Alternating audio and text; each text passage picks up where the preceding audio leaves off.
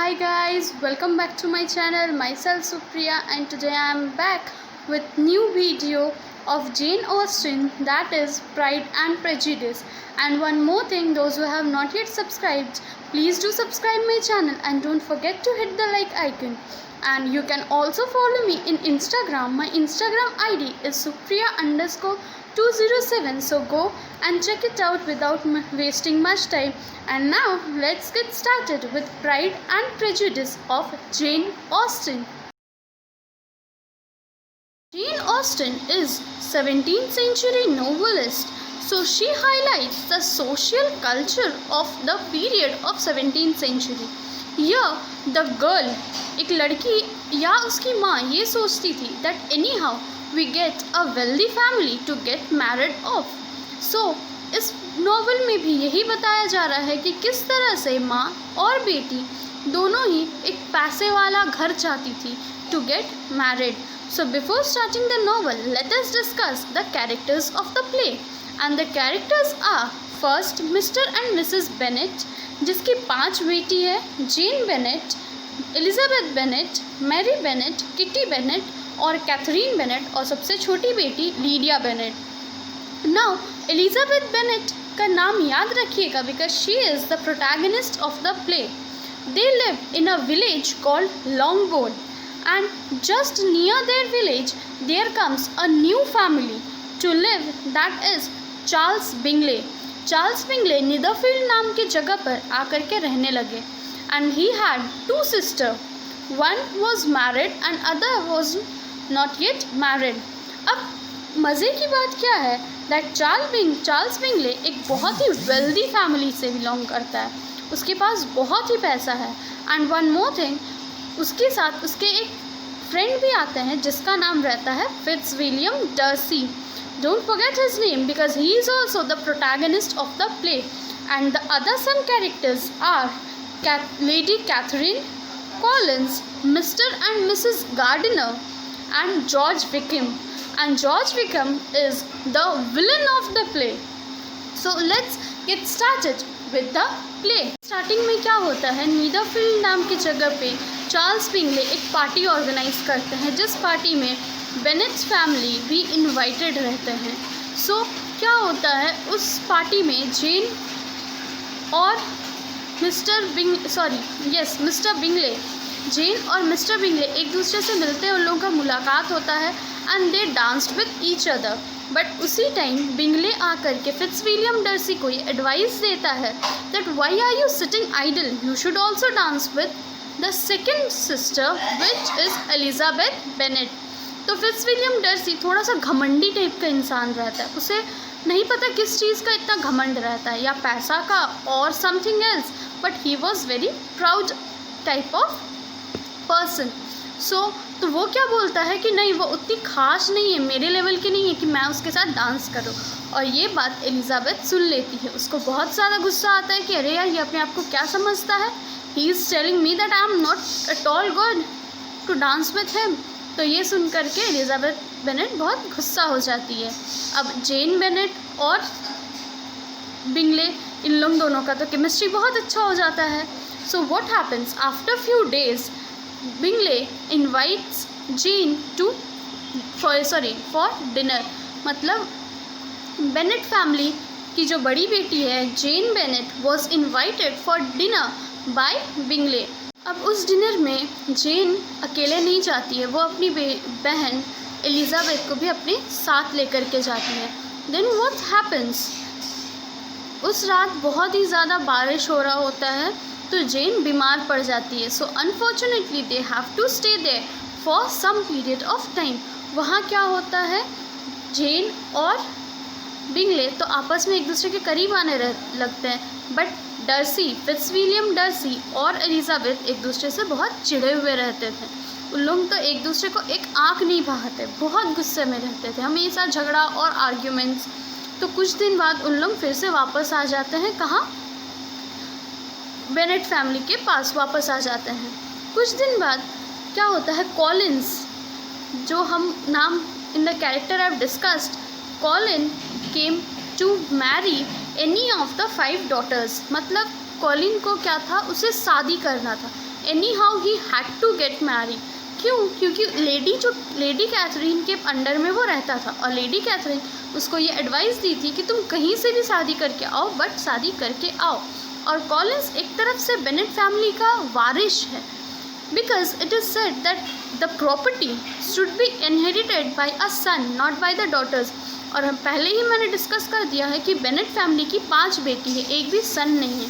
तो इसी हिसाब से कॉलिन्स क्या होता है, वारिश रहता है बेनेट फैमिली का। तो वो प्रपोज करता भी किसको है, एलिज़ाबेथ को, बट एलिज़ाबेथ उसको इनकार कर देती है।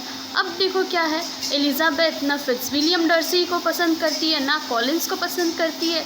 तो वो पसंद करेगी किसको, वो पसंद करती किसको है, इस प्ले का विलन को, George Vikram. So let's see what happens next. क्या होता है, कॉलिन्स वो एलिज़ाबेथ के ही एक फ्रेंड चैलेट के साथ शादी करके वहाँ से चला जाता है। Then comes Vikram. विक्रम एक विकेट टाइप का इंसान रहता है। He was a soldier in the local army. Vikram Elizabeth को क्या बोलता है, that yes Fitzwilliam Darcy is a very bad person, वो बिल्कुल अच्छा नहीं है।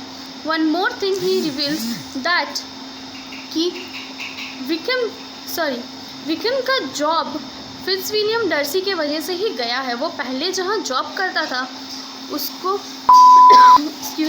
उसको वहाँ से भगा दिया गया था। क्यों? यही फिट्ज़विलियम डर्सी के वजह से। तो ये सुनकर के एलिज़ाबेथ तो बहुत गुस्सा हो जाती है कि एक तो वो इतना ख़राब इंसान है, ऊपर से अच्छा इंसान को भी वो वहाँ से भगा देते हैं। दैट हाउ बैड इज़ ही। फिर क्या होता है, कुछ दिन बाद वो एलिज़ाबेथ बेनेट अपने अंकल और आंट के साथ, मतलब मिस्टर एंड मिसेस गार्डनर के साथ कहाँ जाती है, पेम्बरले। वहाँ वो घूमने जाती है, जहाँ उसका मुलाकात फिर से फिट्ज़विलियम डर्सी के साथ होता है। अब फिट्ज़विलियम डर्सी धीरे धीरे अपने आप को चेंज कर रहा है। That no, Elizabeth Bennet is not that much bad जितना हम सोचे थे। मतलब क्या, उसके दिल में कहीं ना कहीं एलिज़ाबेथ बेनेट के लिए सॉफ्ट कॉर्नर आता है। एंड फॉर्चुनेटली क्या होता है, फिट्ज़विलियम डर्सी एलिज़ाबेथ बेनेट को प्रपोज कर देता है। बट यहाँ एलिज़ाबेथ बेनेट तो ऑलरेडी चिड़ी हुई रहती है दैट व्हाट इज़ दिस। अच्छा, लेट मी रिमाइंड यू, इसी बीच और एक इंसिडेंट होता है कि चार्ल्स बिंगले का एक मैसेज आता है, एक लेटर आता है टू जेन के पास एक लेटर आता है। क्या लेटर आता है कि मैं यहाँ से छोड़ कर के जा रहा हूँ। एक्चुअली वो लेटर चार्ल्स बिंगले की बहन भेजती है, क्या कि हम लोग यहाँ से जा रहे हैं, हम लोग को कांटेक्ट करने का कोशिश मत करना, और हाँ, मेरे भाई का शादी फिट्ज़विलियम डर्सी की बहन के साथ होगा। ये सुनकर के जेन भी बहुत टूट जाती है, पूरी तरह टूट जाती है, और एलिज़ाबेथ को भी बहुत ज़्यादा गुस्सा आता है that how is it possible कि बिंगले जो मेरी बहन से प्यार करता था वो अभी जाकर के फिट्ज़विलियम डर्सी की बहन से शादी कर रहा है। सो एलिज़ाबेथ गेट्स ऑल्सो अनॉयड। तो इसी टाइम पे जब फिट्ज़विलियम डर्सी एलिज़ाबेथ बेनेट को प्रपोज करता है तो वो ना बोल देती है, बहुत रूडली ना बोल देती है कि तुमने मेरा बहन का रिश्ता तोड़ा, तुमने ही जॉर्ज विक्रम को उसकी नौकरी से निकाला, and now you are coming to propose me. It's not at all possible to accept your proposal. Fitzwilliam Darcy वहाँ से चला जाता है, बट जाते जाते एक नोट छोड़ करके जाता है that I have done nothing either to Wickham or to Charles Bingley. I have not provoked Charles Bingley to marry my daughter. Neither I have done something wrong to Charles Wickham. वो ये चीज़ disclose करता है। जो Charles Vikram रहता है, George Vikram रहता है, वो क्या करता है, वो फिट्ज़विलियम डर्सी के 15 साल की बहन को भगाने का कोशिश करता है। So he said that because of this only I took off his job.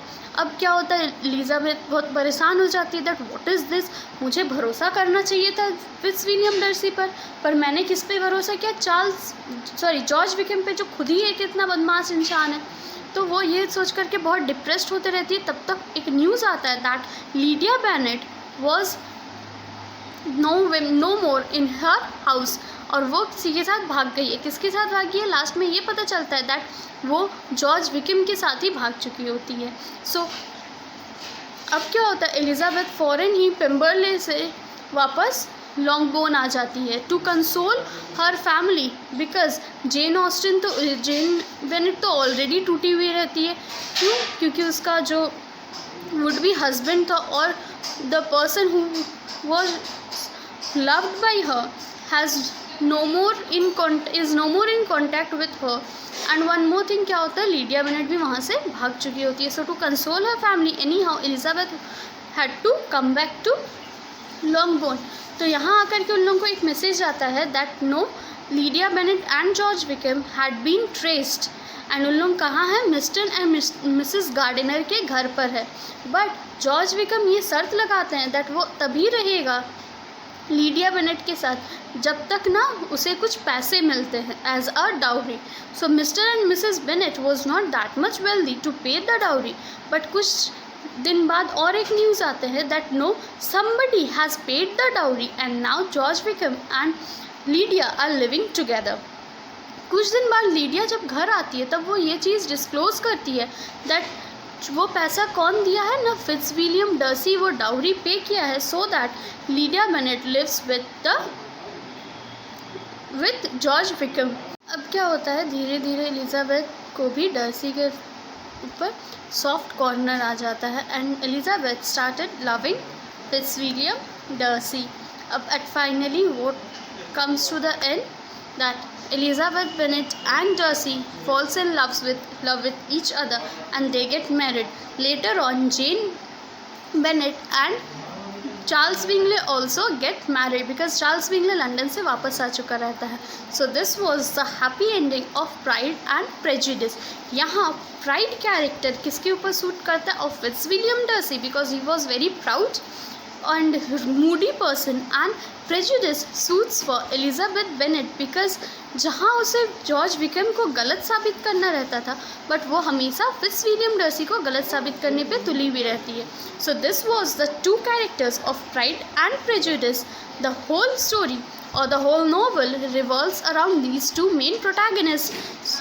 Like the video? If so, then please do subscribe my channel and don't forget to hit the like icon so that I get encouraged and enhance you all with much interesting videos, and please do support me.